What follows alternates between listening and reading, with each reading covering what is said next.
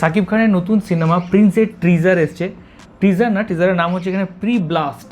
তো চলো দেখা যাক এখানে কি, প্রথমবারের জন্য দেখবো, আর অনেক দিন ধরে আমরা অপেক্ষা করছিলাম এই টিজারটার জন্য। হ্যাঁ, অনেক দিন ধরেই আমরা দেখছিলাম যে কোনো টিজার এসছে নাকি, আর আজকে দেখলাম, না কালকে এসছে, কালকে দেখলাম যে এসছে। তখন থেকে আমরা বানানোর আসলে টাইম পাচ্ছিলাম না, এখন আমরা দেখতে বসেছি, এটা দেখার জন্য খুব এক্সাইটেড। তো চলো দেখা যাক, চলো শুরু করি। ঢাকার এই আন্ডারওয়ার্ল্ডে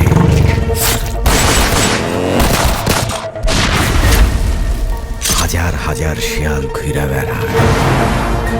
কিছু থাকে নেকড়ে, ভয়ঙ্কর, আর এই শিয়াল আর নেকড়েরা চলে প্রিন্সের হুকুমে।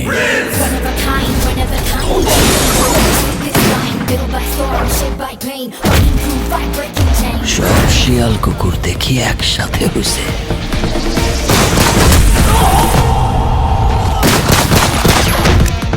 চিয়ার্স।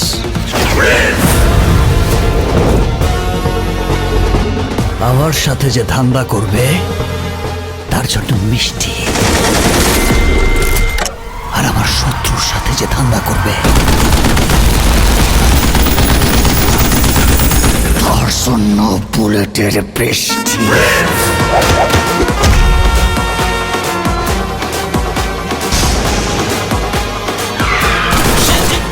নাম একটাই,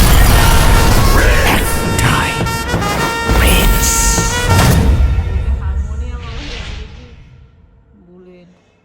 ঝড়ের মতো পুরো এগিয়ে গেল পুরো ট্রেলারটা।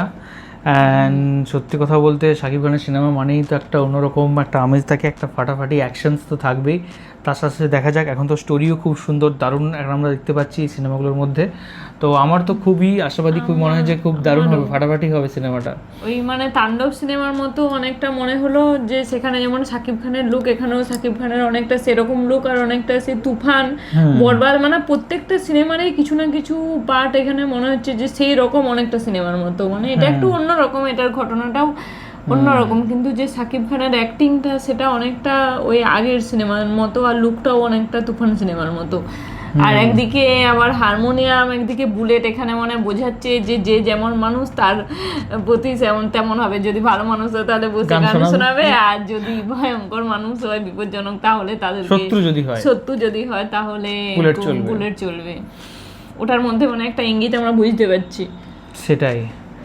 আর হচ্ছে সত্যি কথা বলতে অ্যাকশনস তো ভরপুর আছে এখানে, গান কোনো কিছু আমরা দেখতে পেলাম না এখানে।